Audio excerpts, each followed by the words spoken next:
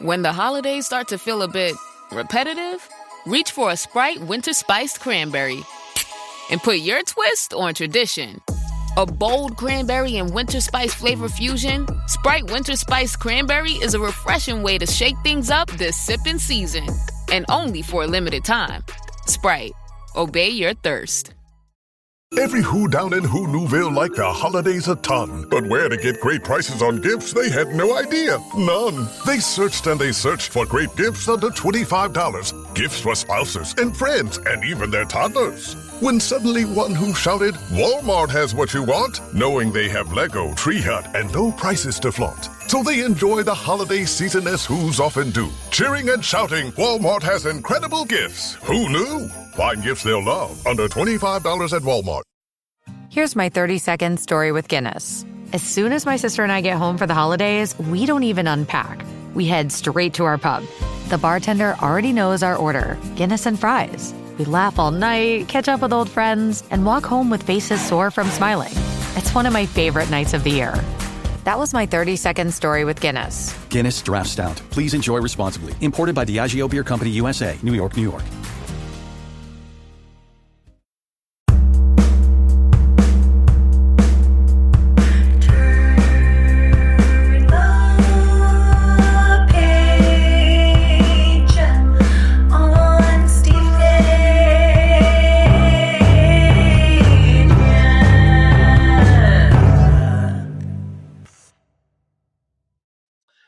Welcome to the Bare Naked ABCs, where we are now discussing every single Stephen Page song from, well, his first solo album to his most recent solo album in chronological and album order, not alphabetical order anymore.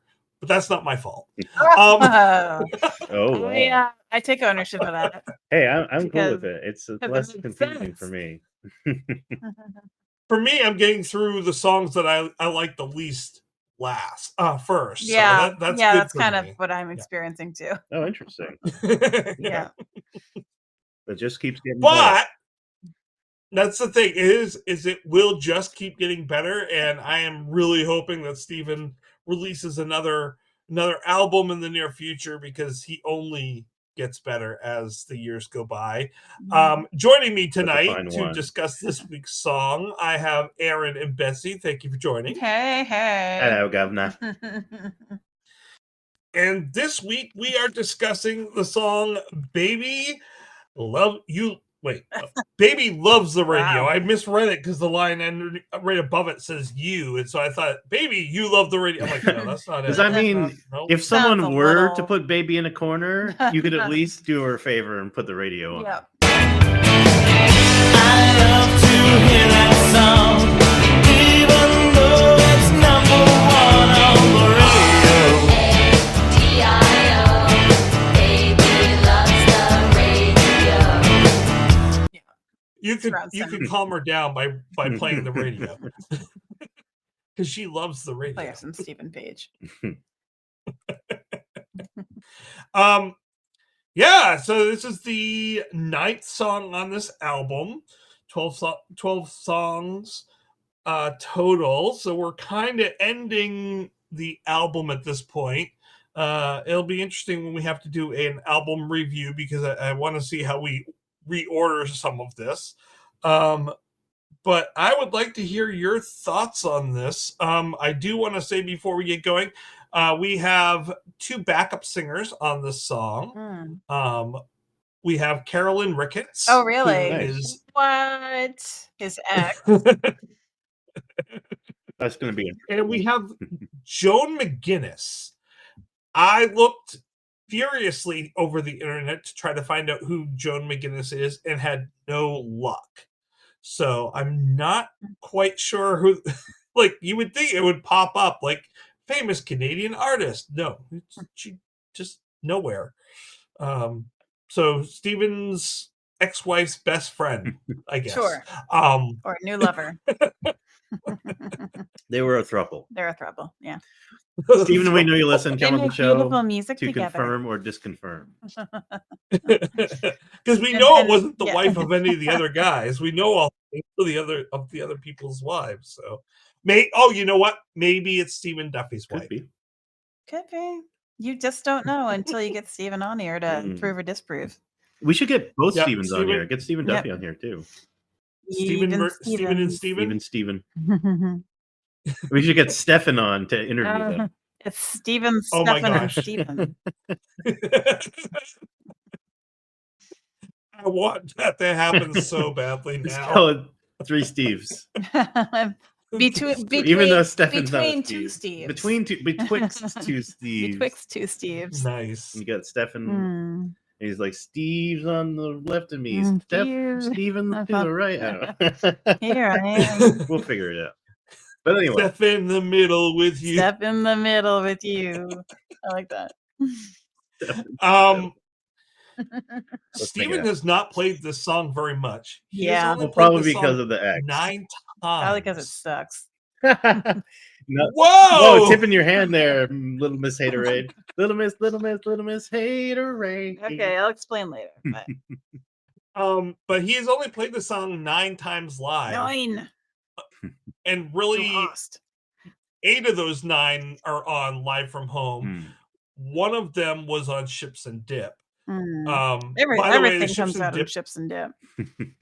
Well, I mean, the thing with this album is they did a whole on Chips and Dips 3. They did a whole Vanity Project night, and so every single one is on there, which is great. What I like about this one is there's a lot. The live version has an amazing bongo solo. Oh, nice. You don't hear those between often. verse 1 and verse Feynman, 2. No, Richard Feynman. and when I say amazing, like he goes on for like 2-3 minutes, like he's just like going. And Steve's watching. I want to hear those bongos.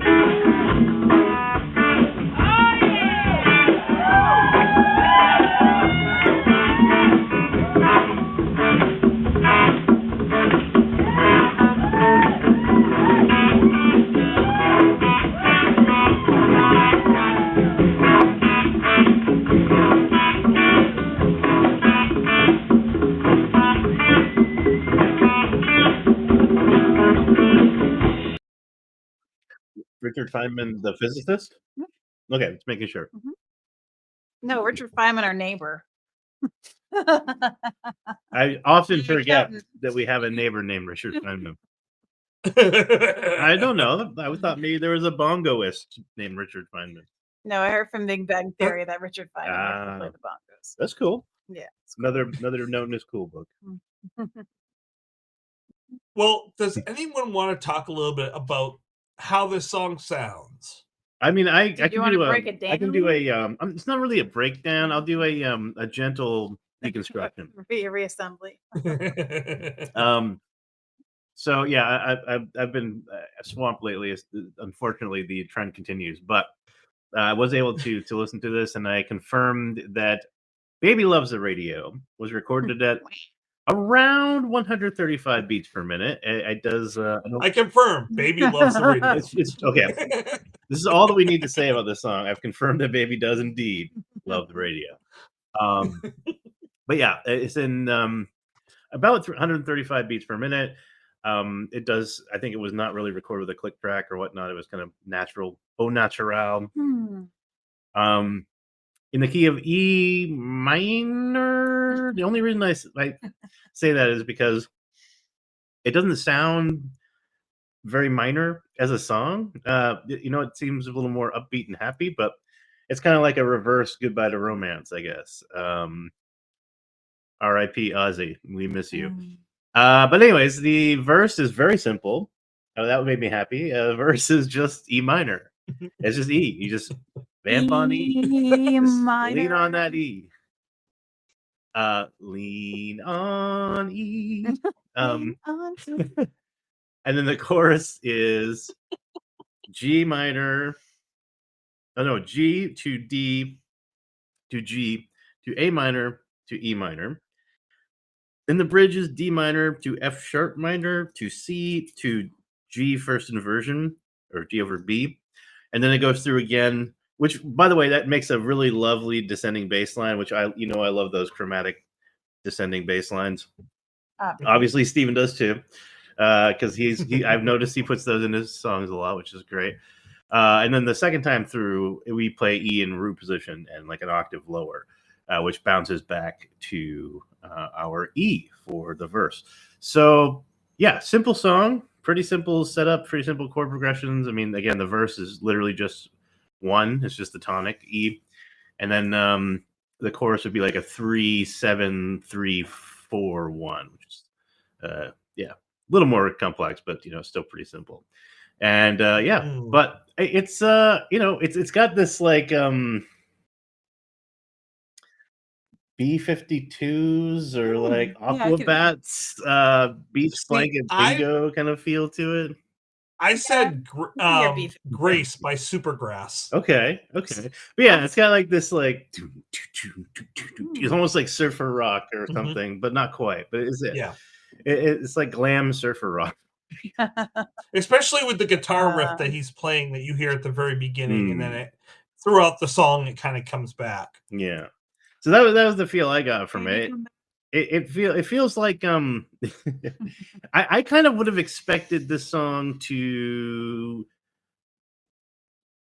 seem a little more cynical or sarcastic. I mean, the bridge is interesting. We'll talk to that lyric wise. I think that's as is so often the case with Stephen Page song, for the most interesting part of the song. But it seems a little more, I don't know.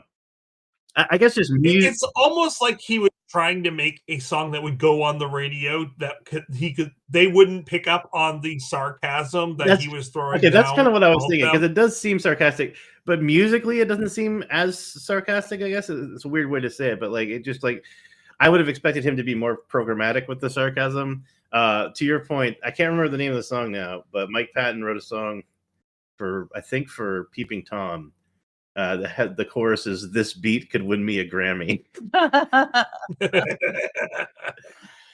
What did you think, Betsy? I don't know. I had a hard time connecting with it. Yeah, I kind of. I didn't really. Yeah, I wasn't really digging it.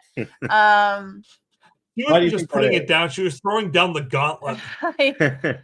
I'm trying to like figure out what he means by like comparing it to something I've experienced. And the best thing I can come up with is that maybe he's not satisfied with his life such as it is, so he's trying to escape, but one of the conditions of him escaping is that he has to listen to this monotonous song that he would rather not listen to. So his companion is something that annoys him, but at least he's driving away from whatever he wants to drive away from, which is, I guess, the end goal. So I don't know if it's I don't know. Well, that's interesting. I'm glad that you said that, because that just started me down another little tunnel. Well, I'll let you come back, but just while I'm holding this thought thread in my head. Yeah. The ADHD, all the squirrels in my brain, they're very angry. But no, when you were saying that, it made me think like, oh, well, this is before he left BNL, right? Or like during the same time as he was leaving. Before. He leaving the band was probably on his mind, right? Yeah. So I'm thinking. I mean, there were riffs. This album was like, Peter Gabriel doing Salisbury Hill, right? So what I'm wondering is, because I would imagine one of the reasons that he quit the band was the direction they were headed, musical creative differences. Yeah. So maybe he's being like, oh, look at this happy little pop song. Da, da, da. It's so annoying. You know what I mean? Like I kind of, that makes me like it more. Oh, yeah. I just realized something. Please. You know how it opens and it's like, it kind of sounds like a happy ambulance where it's like, wow, wow. Alcohol sounds like that. Yeah. So I wonder if like maybe one of his lesser favorite songs from BNL is what he's talking about for like a song on the radio, or like hearing BNL on the radio. I think he's in trying general, to break free from stuck BNL. In his craw, yeah. So yeah, I don't know if it's a specific song or the fact that he's trying to move forward with his career and keeps hearing BNL on the radio, either metaphorically or actually. Well, yeah, I mean, or maybe in interviews keep getting asked about BNL, or actually he hadn't broken off yet from it. But yeah, I mean, but I'm sure they were interviewing him for this album, and they kept talking to him about BNL. I'm sure. Oh yeah. Like, are you gonna go out on your own kind of thing? Listen, I'm just doing this album that I really love doing, and I loved writing it with this guy. And yeah, well, yeah, to me, it's like, yeah, I picture him like he can't get away from BNL because they were that big, especially at that time, you know. So like, I imagine him like, oh, let's go to New Zealand or let's go to somewhere really remote, and he turns on the radio and hears like, in 1 week or something like that, you know. So it's like he's probably just like, oh my god, you know, like I just want to do my own thing. This could have been him kind of dealing with those like creative demons and kind of trying to exercise them. So I'm really glad you said that, Betsy, because this actually makes me like the song more. Not that I hated it, but yeah. Okay, I think I'm working it out as we talk. Yeah. So that's why I like these. Our little chants. I mean, I didn't have that as deep a take on it. I didn't have as deep a take on it. I was kind of more along the lines of him being like him just being sarcastic and upset with the way that the radio stations work. And like, so as one person put it on their on song meetings, every time I turn on the radio, I hear "Hey There, Delilah," first song every time. So after first few times, I gave up and played this song on the iPod instead, because that's what this experience is about. And I somewhat agree, because when my daughter was younger and she would turn on the radio to help her go to sleep. I mean, this is it didn't just happen this one time, but yeah. But it was literally the same 5 songs on the radio, and they would start off those 5 songs every hour. Yeah, and then maybe they would have 1 or 2 different ones, and then it was back around to the same 5. That's and I'm like, the problem with top 40 radio, and like. And only that. I'm old enough to remember stations that were like, "Oh, we're the metal station," or "We're the rock station." You're listening to Mountain of Pure Rock.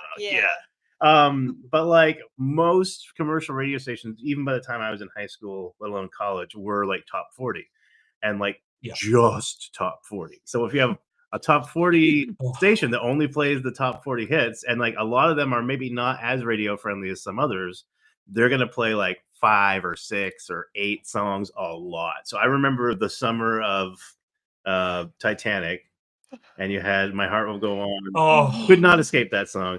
I also remember MMMBop, and that was particularly bad for me because my sister was a huge Hanson fan. So she bought the CD and she was playing it. So even I couldn't even get away from it.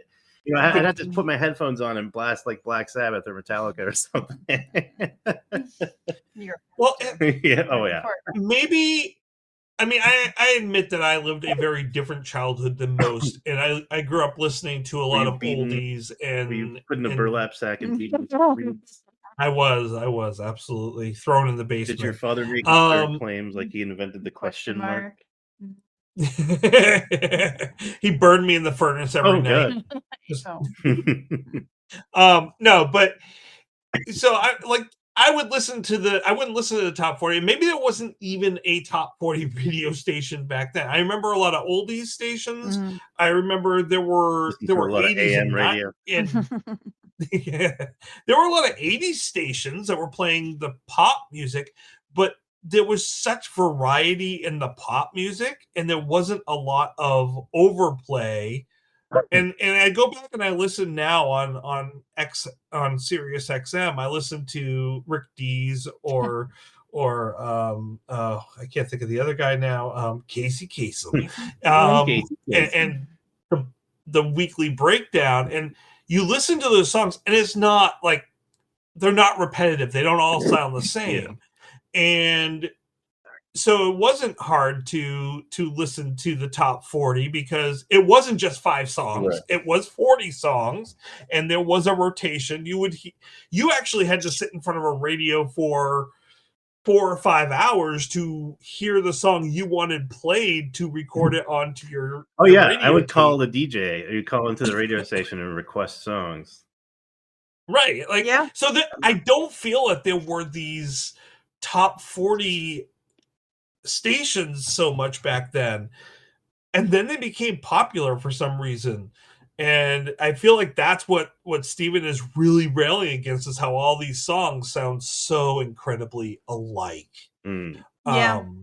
And I mean, one of the lines that he keeps coming back to, he changed it a little bit, is I love to hear that song, even though it's number 1 on the radio. But then later on, he changes it to, even though there's only one on the radio. Yes. Only one. Well, okay. Going back, I hate to harp. No hate. Celine Dion, we know you listen. Come on the show. Legitimately, my thoughts and opinion on Celine have evolved over the years, and I'm actually. It's an excellent song. Yeah. It was just so oversaturated. So oversaturated. Yeah. So, like, going back to that summer, it literally, like, in my mind, because of course it's exaggerated with time. the penny But, like, whistle. literally every time I turn on the radio, if you ask me, in my memory, it's like every time I turn The on song radio, went it's on and always, on. always that song. No. So, like, that's probably the selective memory thing, or like just the most intense, like, emotions, right? So, but like, no, it really was pretty bad. But no, I mean, like, in my head, no, people did research in on my it. They head, used that to was like play the it that only much. thing that was playing on all radio stations for the whole summer, just like nonstop. So, like, yeah, I mean, I would imagine. I'm trying to think of Stephen Page. Maybe they had a song. Maybe BNL had a song around this time that was blowing up, and he was like, "Oh man, I really want to do something a little more, artistically interesting, and pop's great, but like I want to do something, I want to pursue this kind of weirder stuff, darker stuff with Stephen Duffy." And he keeps hearing this song, and like meanwhile, I would imagine the band has been having meetings and discussions where he's like, "Hey man, I want to do more stuff like As You Like It," and they're like, "It's not really very commercially viable, Steve." So like I could see him getting really frustrated. Yeah. Just and, guessing, but I mean, 1 week was when it hit. Oh yeah, it was that was everywhere. also you all could over the not. place, yeah. Right. And same thing with Pinch Me, which again, I know that he was part of the creative process with that. Right. But it's got to sting a little bit that after all these years, the 2 songs that really make it big are Ed that songs. happens. Well, that I was gonna say that happens also a lot with a lot of bands. They're like their really popular song is not anywhere near their favorite song or whatever. It's just like or their song. like, oh, well, this is just kind of something silly we put out, and that ends up being the hit, and then like I'm trying to think. There's a couple of bands. Danger. Yeah. Because like, Happiness White's Right is so good. Yeah, don't get me wrong. And Flagpole Sit is a good song, but like there's better ones. Their entire album, Little by Little, is like just full of amazing songs that are way more intricate and creative and cool. But yeah, so yeah, I mean, I can imagine the frustration. That on the album just before he released this album, the label made them release Another Chimpanzee. That sounds like they made them not only record it and keep it from a zoo. Another postcard. Sorry, he released a literal chimpanzee. That So like, that they made him release that as their single, even though they're like, we really don't even want to put this on the album. Well, that's what I'm talking about. It's like I'm trying to imagine the finances of it. How frustrating it would be for you to be like, I have this other really great stuff that I think is way more interesting, is way more creatively satisfying for me. Connect with people. And then you're just being told Dance Monkey put out the same thing, which Radiohead did that too. With that, My Iron Lung was like a middle finger to their label because they kept asking him to make another Creep, and they're like, "How about no? Get it, dude." I do have a question. Maybe you guys know the answer to this. Like, what is the line, "I'm number 1 with 0 burn"? I was just looking at that and wondering what you thought about it, actually. I was like, I don't know what the fuck this means. I can't see. Well, maybe I want to take a drive. I want to feel alive. And no, I can't survive without the radio. I'm taking no left turns. I'm number one with zero burn. I've learned to love learn to love the radio. radio. Wait a second. No, it's correct. Like that is a very sarcastic Well, line. I've like, learned to love the radio is a great line. Yeah. Yeah, I mean, there are some really good lines. Number one was zero burn. I would think like zero like burn, if you're like a drink. Oh, maybe like alcohol that doesn't burn. Alcohol. Yeah. But I was thinking like maybe like in a race or something, like you might get road rash if it's like a motorcycle race, or like I think a burn like re-entry if you're going really fast on number one, taking no left turns. I don't know. Steven, come on the show. I was just thinking like back then, this is about the time that people were burning CDs. People were zero burn. Or like sick burn, man. Sick burn. Yeah. Like insult with no insult. I don't know. That's really reaching. No. Oh yeah. No. Okay. Thank you. Thanks for your validation. Yeah, you're welcome. maybe it hit number one, but no one's wanting to like people used to pull it off the radio to like you would record it off the radio using real tapes back then, but then like it turned at this point in time to burning it. Like you'd go on I don't remember what the name of that what the website was. Now Napster, to all yes. you kids listening, this is the Napster. Burning a CD meant writing to a compact disc. Oh, and by the way, compact discs were these physical media things that we bought. Oh, and by the way, physical media, etc. Yeah. But yeah, so I wonder if that's what he means by zero burn. Like no one it's hitting number one, but no one's like people are buying the albums, but no one's going out of their way to try to get this. Yeah. Okay. It is. Yeah. So zero burn is a land management technique. Yeah. Hold on. Let me get the I knew I'd heard that term before. Oh yeah, probably with the farming people. Yeah. Common ground. Yeah. In my spare time, I make documentaries for Hippie. Okay, so it's like, it's like it's a bit trendy, but also like socially responsible kind of thing, maybe.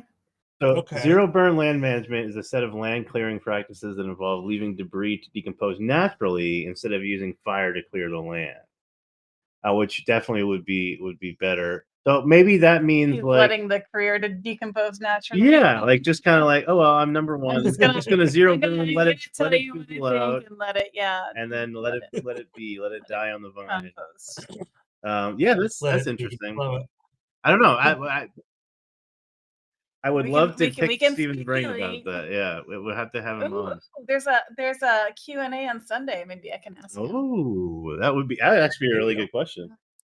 Very specific. I still want to know the answer for the everything had changed. Not everything had changed. You'll have to put it in the chat because I'll forget otherwise. Am I stepping on something? No, it's good. It's good. But yeah, so remember the other thing I wanted to bring. Oh, go ahead. I was just gonna say really quickly because I'm gonna let you finish. We talked about how the album right before this was Everything to Everyone. I wonder if like when they were trying to come up with a name for it, I feel like they probably had some kind of argument as a band, and Steven was like, "We can't be everything to everyone. We can't just always be trying to appeal to the masses. We gotta just be ourselves." Like I could hear him saying that, and they're like, "I always call it everything to everyone." So yeah. Just my I agree. Hypothesis, conjecture. I like your hypothesis. Hypothesis. Mm-hmm. I like your low thesis. I wrote a thesis about hypodermic needles. My PhD. I love the bridge. It's an octave lower. Yeah, the bridge. I really enjoy the bridge. The bridge is of it. Beautiful bridge. Yeah. He's got beautiful bow bridges. He's the king of bridges. Bow means. Does he burn the bridges? Would he be Bo Burnham? No. Oh, we know you listen. Come on the show. Zero burn. That's true. No burning bridges. Sounds like a hacker name. Yeah, acid burn, zero burn. So the radio is playing. There's this singing in the background. even though, like, I can't tell what they're singing. Like, there's some humming, there's some kind of singing or saying something, but it's programmatic because, again, he's talking in this bridge about the fact that he's saying that this is the soundtrack of his life, but he's not really paying attention to it. But it's always on in the background while he's singing, and in the background are these is this singing that's going on.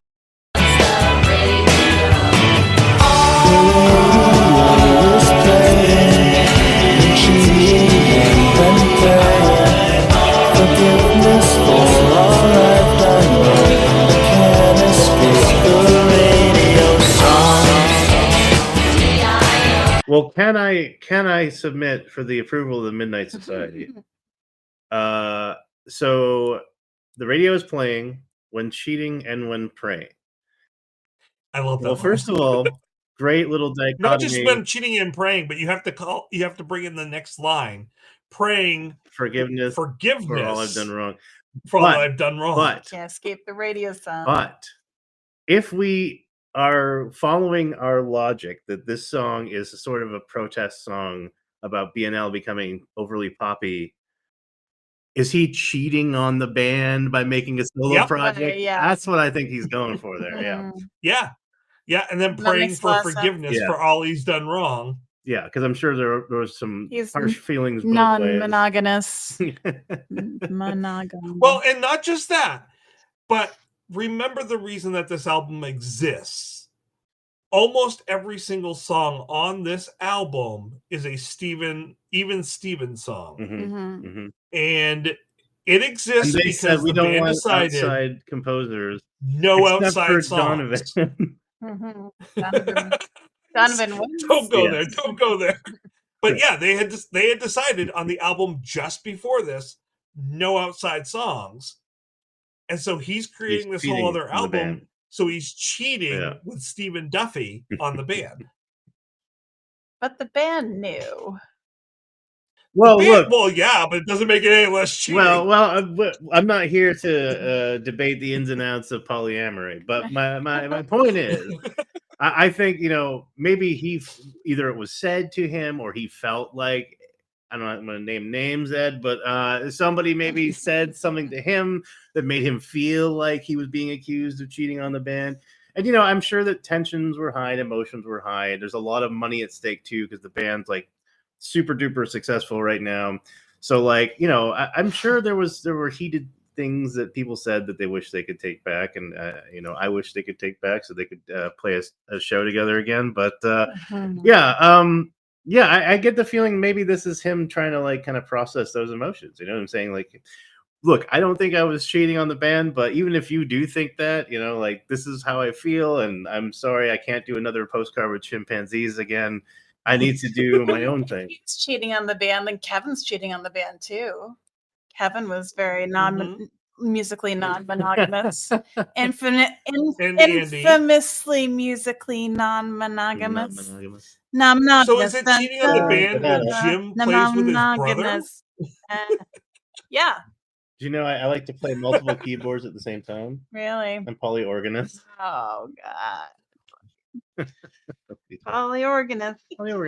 For the poly. Anyways, poly pianist. I only have one pianist. So does BNL. Oh dear. But no, yeah. They like to stack their pianists.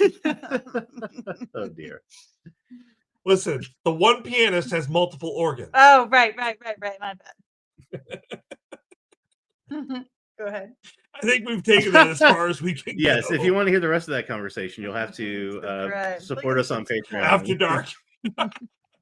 we keep making that joke. We're gonna have to actually make an After Dark. Maybe that's what we could do. We could start a Patreon and not have it be After Dark, but be like, if we hit a certain goal, we'll record. We'll all get in the hot tub and get drunk. I mean, after Cowboy Breakfast, I think we've given it all up. That's true. We've already given up.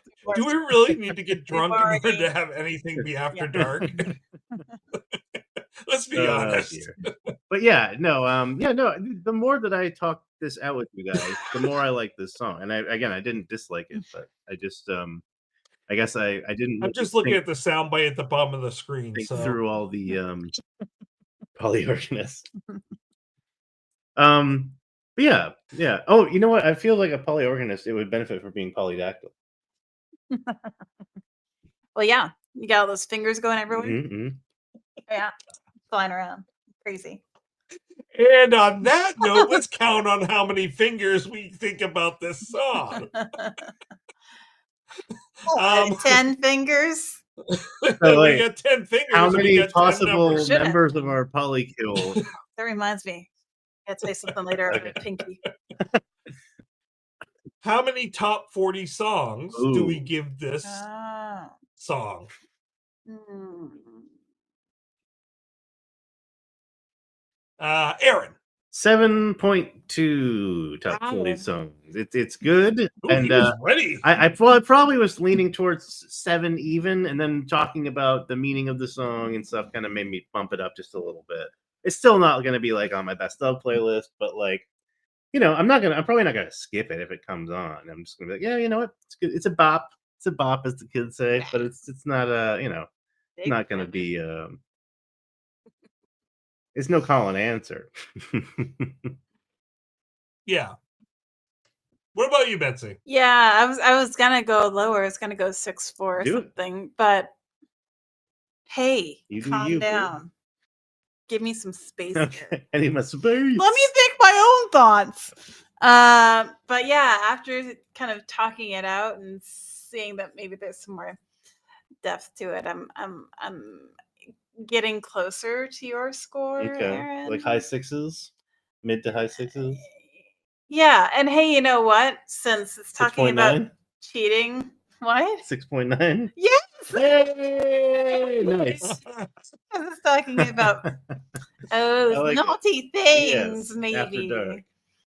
I could be trendy and do the 6, 7. Six? The I was gonna say we have No. so we have a Yeah. 6, we have a 7. Well, how about you, So- Tracy? I like 6.9. 6.9. I know. I think this song is catchy and it's also kitschy. Catchy I and like the sarcasm.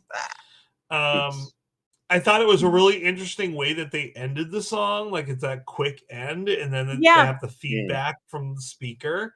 Mic drop.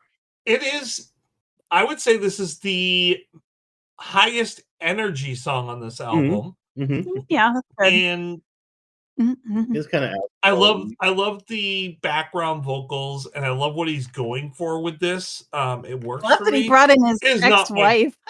what she wasn't his ex at the Like, time. it's not at the time, but boy, Right. they were pretty close to getting ex. Anyway. I mean, she did come on to the other album after this as well, so you know, Here's a it good wasn't sport. like That's sweet. I like the song. I don't love it. I think that's my going thing for this whole album. Like it. I'm gonna give it a 7.5. Okay. Okay, so I'm the haterade. Haterade. Haterade. Water sucks. Brought It to you really, by really sucks. Haterade. Haterade. Hey, Not a sponsor. Betsy, even you liked it. You didn't want to throw it by the roadside. I'm guessing that's the next song. No, much like an apple core that you would throw by the roadside. That is not how I feel about the song. It's still got some little morsels. I don't know. I'm tired. Leave me alone. If the song were by the roadside, would you stop and pick it up? Good question. Yeah, I'd give it a little kick, make sure it's still alive. Alright. Call You're the like, ACO. Yeah. I mean, I'm not gonna like take you back home and nurse you to health myself, but I'll call an ambulance. Yeah, something will be done. Yeah, I'm not just gonna. No, ignore next you. week's song is the one that needs the ambulance. Oh, I'm very much curious. Wee. Next week's song, I would leave by the roadside Wow. and just let it sit Okay. there. Spoiler alert. Ew, it's gonna be spoiled if it's Oh, and next week we're talking about by the roadside. So, by the roadside. AAA. as always, thank you guys for joining me. Thanks for Always a sharing. pleasure. Thank you for sharing my nightmare. I see what you did there. Thank you for sharing. Have a great evening. Thank you for being a friend. I was hoping that Don't you're take it going to too open far. up the beginning of this with the my favorite line that you're doing lately. Like, oh, I hope my what is it? The I hope Oscar- my podcasting team is ready. no, but what did he say? My Like wire fighting team. Hope my team. wire fighting team is ready. Yeah, that's my favorite. Mike line Myers, we from know you you. listen. Come on the show. I mean, another fabulous Canadian who I'm sure is a fan of BNL. We would love to talk to you. Well, Mike. yeah, Come on. we're all fans here. It's documented. Well, I was gonna say he does documentaries now, so he wants to talk to a bunch of people who are kind of doing a Studio documentary adjacent activity with this adjacent. podcast. Yeah, Yes. tangential. Tangential. Mike, Michael Myers, get on my podcast. not Michael Myers. We don't want Michael Myers. Michael Myers won't No, talk. First of all, no. terrible podcast No. guest. He doesn't. Seth Meyers. And he's is gonna try to okay, murder us. but, So like Mike Myers, we want, not Michael Myers. Mike Myers. Mike Myers, get on my podcast. or Paul Myers, his brother. Or Paul Myers. We'll accept Paul Myers. Any Myers. He has more to Oscar talk to us Myers. about. Don't be a wiener. Don't be a wiener. He's a wiener. Come on our show. But yeah, no, you should reach out to him. Just because you're a penis doesn't mean you're a wiener. Look, we've had Dave Foley on this show. I feel like we can bag on Mike Myers. I would love to talk to him. In all seriousness, Listen, that would be a dream come true. I ain't bagging Mike Myers. I Celebrity Hall Pass. yeah.